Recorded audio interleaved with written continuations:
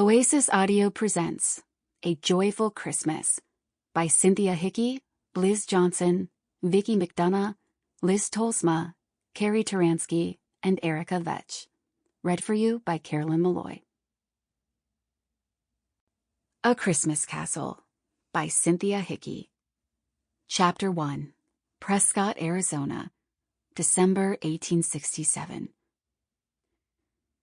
Annie Morgan looped her horse's reins over the hitching post, slung her rifle over her shoulder, and marched into one of the many saloons in Prescott, Arizona. Every head turned in her direction.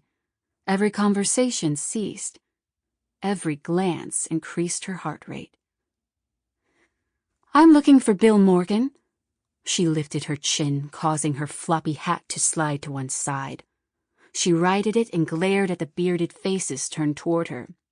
"Well, is he here or not?" Her insides quaked. Please somebody answer before my last nerve flies out the window. Her new husband should have been at the livery to meet her. Instead, the grizzled old man who worked there had sent her here. "He ain't here."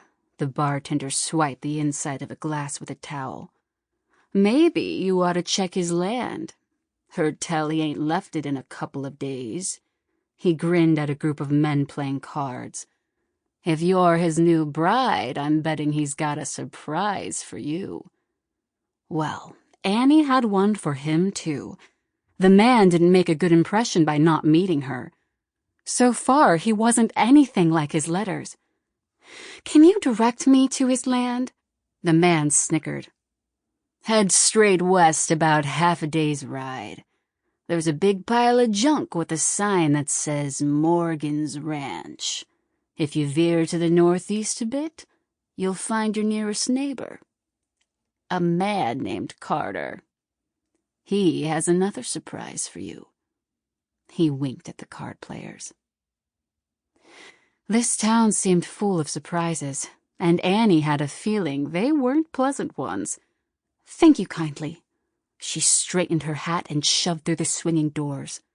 Something strange was going on, and she aimed to find out what. Sure enough, 4 hours later, she stopped in front of a sagging fence with a weathered sign stating Morgan's Ranch. In the distance, brown cattle grazed, walking over and around a mound of dirt covered on one side by more weathered boards. A few mustangs stood heads down in a nearby corral. Chickens squawked, running free. Annie dismounted and led her horse through a gate ready to fall off its hinges. Already her head spun with a list of things that needed improvement. She'd mention them to Bill at the first opportunity. She lifted her face to the sun.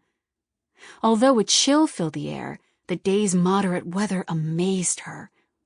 Back home, snow covered the ground and cold bit at your cheeks. She heard tell, though, that the area could have snow after the first of the year, if not sooner. It'd be nice not to have to worry about freezing when a body rolled out of bed in the mornings. Had her new husband lost cattle because of a shoddy fence? Could he possibly be out looking for them? What has she gotten herself into? The letters she received from Bill proclaimed him an ambitious man. Annie's first impression showed otherwise. Certain that God had led her to wed Bill Morgan sight unseen, she had no qualms about leaving Missouri and traveling to Arizona. Now she hovered beside her gelding, filled with indecision. Where was the man? Seeing no house, Annie let her horse graze on dried grass and wandered the strange land.